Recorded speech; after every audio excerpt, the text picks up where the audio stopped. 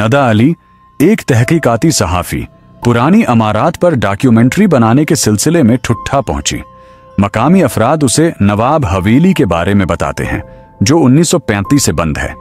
कहते हैं वहां सिर्फ चीजें नहीं रहीं, कुछ एहसासात भी कैद हो गए हैं। नदा उसे महज लोक कहानी समझती है और अगले ही दिन अकेली हवेली पहुंचती है। दरवाजा जिंग आलूद था मगर खुल गया, जैसे इंतजार में था। हवेली में अंधेरा था मगर फजा में नमी और सांसों की गर्मी महसूस होती थी। फर्श पर पुरानी ज्योतियों के निशान ताजा लग रहे थे। निदा ने अपना रिकॉर्डर ऑन किया और आहिस्ता आहिस्ता चलने लगी। कमरे के एक पुराने शीशे में निदा ने खुद को देखा, लेकिन चेहरा धुंधला था। सिर्फ आंखें वाज़ेह और वो पलक नहीं झपका रही थीं। शीशा हल्का सा लरुजने लगा, जैसे अंदर से कोई दस्तक दे रहा हो। निदा ने पीछे पलट कर देखा। वहां कोई न था, लेकिन सर्द हुआ उसके बालों से खेल रही थी। नदा ने एक पुराना लकड़ी का मेज देखा जिस पर एक रजिस्टर रखा था, गर्द से ढका हुआ। सफ़हात पलटने लगे। इस खुद एक सफ़ा खुद खुला और कलम खुद ब खुद लिखने लगा। नुदा अली 2025 दाखिल खारिज का खाना खाली था। नुदा पीछे हटी और अचानक दरवाजा जोर से बंद हुआ। खामोशी में एक आवाज गूंजी, मध्यम मगर तेज। वापस जाना है तो दे वादा कि भूल जाएगी सब कुछ। निदा ने पूछा, कौन हो तुम? कोई जवाब नहीं आया, सिर्फ झूमर की हल्की घुन घुन और एक चीख जो नीचे तहे खाने से आई। नदा जैसी है। हर सीढ़ी पर एक तारीख लिखी है, 1921, 552, 1905। तह खाने में एक दरवाजा बंद है और दरवाजे के नीचे से रोशनी झांकती है। वो दरवाजा खोलती है। अंदर एक औरत बैठी है, पीठ किए, और वो नुदा जैसी है। औरत आहिस्ता आहिस्ता पलटती है। निदा की चीख निकल जाती है। चेहरा उसका ही है मगर आंखें खाली और जबान सुली हुई। आक्स बोलता है तो अब बाहर नहीं जाएगी। बाहर जाने वाली मैं हूं। कमरा मुड़ने लगता है, छत नीचे आने लगती है और निदा का अक्स बाहर की तरफ कदम रखता है।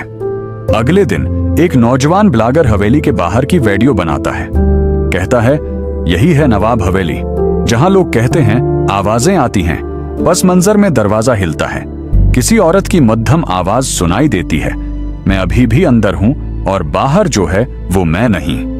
नवाब हवेली अब भी खामोश है, मगर कभी कभार उसके दरवाजे खुद ब खुद खुलते हैं और कोई नया नाम रजिस्टर में शामिल हो जाता है। हारून कुरैशी एक माहिर आसार कदीमा को चित्राल के एक सनसान पहाड़ी गांव से खत मौसूल हुआ। खत में लिखा था, हमारे गांव के नीचे कुछ दफन है जो ख्वाब में भी जागता है। हारून तजस्सुस में आ गया। उसने टीम के बगैर खुद ही वहां जाने का फैसला किया। वो पहाड़ियों के बीच वाक़ा गांव पहुंचा। नाम ना कोई तख्ती, न सड़क, न सिग्नल। मकामियों के चेहरों पर खामोशी की छाप थी। एक बूढ़ा शख्स बोला, जो नीचे है वो ऊपर आना चाहता है। सूरज ढले, बाहर मत निकलना। हारून ने उसे पुरानी कहानी समझकर नजरअंदाज किया। हारून ने गांव के कोने में एक बंद कनवा देखा जिस पर सरख कपड़ा बंधा हुआ था और एक कतबा, यहां रोशनी न डालना, साया बीदार हो जाएगा। उसने जीप से टार्च निकाली और कनवे में झांका। नीचे कोई हल्की सी हरकत हुई। पानी नहीं था, सिर्फ अंधेरा और कुछ सांसों जैसी आवाज। रात को हारून ने मेहमान खाने में क़याम किया। दरवाजा बंद था, खिड़की मकफल, मगर ऐन 3 बजे फर्श पर किसी के कदमों के निशान बनने लगे। गीले, सर्द, जैसे कीचड़ में चल के आए हूं। कोने से एक सियाह साया निकलता है जो इंसान जैसा है मगर सर नहीं। हारून चीख कर जागा, मगर हाथ पर कीचड़ अब भी मौजूद था। उसने नोटबुक खोली तो वहां एक नई तहरीर। मुझे निकालो, तुम्हें चुना गया है। अगले दिन गांव के 3 लोग गायब थे। उनके घरों में दरवाजे अंदर से बंद थे, मगर कोई भी अंदर मौजूद नहीं था। कन्वे के गर्द कपड़ा अब जल चुका था। बूढ़ा शख्स हारून के पास आया और बोला, तुमने उसे जगा दिया है, अब वो वापस नहीं जाएगा। कन्वे से धुआं निकलने लगा। रात को गांव की गलियां सुनसान थीं, मगर चीखें आ रही थीं। हर दरवाजा बंद, हर खिड़की बंद, मगर साया दीवारों पर चलता हुआ नजर आता। हारून ने पुराने रिकॉर्ड से पता चलाया कि 1900 सॉल्ट में यहाँ एक लोक दास्तान मशहूर थी। साया एक इंसान था जिसे कबायलियों ने जिंदा दफन किया था, क्योंकि वो इंसानों के ख्वाब चरा लेता था। वो अब ख्वाब नहीं चरा रहा था, वो जिस्मों में जाकर जिंदा हो रहा था। हारून ने गांव छोड़ने की कोशिश की, मगर हर रास्ता पहाड़ ने बंद कर दिया। गाड़ी की विंड स्क्रीन पर कुछ लिखा था, तुम अब ख्वाब में हो, यहां से जाग कर नहीं जा सकते। आज अगर कोई चित्राल के इस गांव के पास से गुजरे तो पहाड़ियों में एक साया चलता नजर आता है, और बाज औकात गांव के कन्वे से किसी की आवाज आती है, मुझे बाहर निकालो।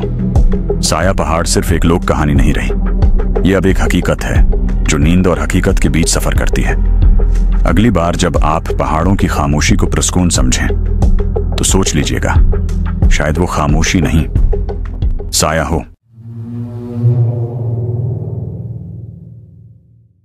कराची के पुराने इलाके लयारी में एक कच्चा सा रास्ता एक वीरान इमारत तक ले जाता है।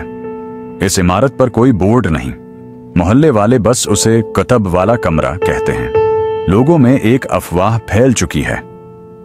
उस कमरे में एक किताब है जिसका सफ़हा नंबर 69 कभी नहीं खोलना चाहिए। कोई नहीं जानता कि ये अफवाह कहां से आई, मगर हर कोई उसका जिक्र डरते डरते करता है। अलीना इशफाक एक सहाफती तालिबा है जो प्रासरार कहानियों पर तहकीक करती है। जब उसे सफ़हा नंबर 57 के बारे में मालूम होता है तो वो रख नहीं पाती। अलीना दोपहर के वक्त उस कमरे तक पहुंचती है। दरवाजा खुद ब खुद खुलता है। अंदर गर्द, खामोशी और हजारों पुरानी किताबें। एक मखसूस किताब जैसे उसे अपनी तरफ खींच रही हो। किताब की जल्द सरख और भारी है। इस पर कोई उन्वान नहीं। अलीना आहिस्ता आहिस्ता सफ़हे पलटती है। सफ़हा 88 खाली, सफ़हा 80 खाली, और दरमियान में चिपका हुआ सफ़हा नंबर 69 आस की अंगली जैसे ही सफ़हे को अलग करती है। फजा में एक सुन्नाटा छा जाता है और सर्द हुआ कमरे में दौड़ती है। सफ़हा 69 पर सिर्फ एक जुमला है, तुमने देख लिया, अब तुम वापस नहीं जा सकते। अगले लम्हे अलीना खुद को एक अंधेरे लाइब्रेरी में पाती है। न दरवाजा, न खिड़की, न रोशनी, बस बेशुमार किताबें, और उनके बीच साया नुमा मखलूक जिनके चेहरे नहीं, मगर हर एक के हाथ में वही किताब है। अलीना समझती है कि यह मखलूक कभी इंसान थे जो इस किताब को खोलकर यहां आ गए। एक साया उसके करीब आता है और सरगोशी करता है, अगर तुम अपनी कहानी मुकम्मल करो तो निकल सकती हो, लेकिन अगर तुम दूसरों की कहानी सुनो तुम्हारी याद मिट जाएगी। एलिना के सामने उसका नाम लिखा हुआ एक नया सफ़हा खुलता है। एलिना अशफाक 2025। अलीना लिखने लगती है अपनी जिंदगी, अपने खौफ और बचपन की यादें। जब वो अख्तिताम लिखने ही वाली होती है तो एक बच्ची की आवाज आती है, प्लीज मेरा नाम भी लिख दो, मेरा नाम सहर है, मैं यहां 1990 से हूं। अलीना रख जाती है। अगर वो सहर की कहानी मुकम्मल करती है शायद खुद कभी ना जा सके। अलीना की आंखों में आंसू आ जाते हैं। वो किताब बंद करती है और जोर से कहती है, मैं तुम सबकी कैद खत्म नहीं कर सकती, लेकिन मैं वापस जाकर सबको बताऊंगी। एक जोरदार धमाके के साथ किताब बंद हो जाती है और वो अचानक वापस कतब खाने के फर्श पर गिरती है, होश में, पसीने में भीगी हुई। वो भागती हुई बाहर निकलती है, दिन की रोशनी में सांस लेती है, मगर जब भी वो आइंदा कोई पुरानी किताब खोलती है सफ़हा नंबर 39 हमेशा खाली होता है। और कभी कभी दौर से आवाज आती है, क्या तुम वाकई निकल पाए या सिर्फ नई कैद में आई हो।